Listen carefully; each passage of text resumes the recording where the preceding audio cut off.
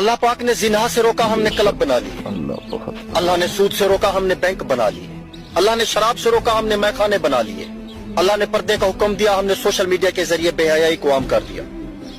अल्लाह ने कहा इंसान की कामयाबी कुरान में है, हमने ऑक्सफोर्ड की किताबों में कामयाबी ढूंढना शुरू कर दी। आज हम सब मुसलमान परेशान हैं, पता है क्यों? क्योंकि जिसको राजी करना था उसको हमने नाराज कर दिया।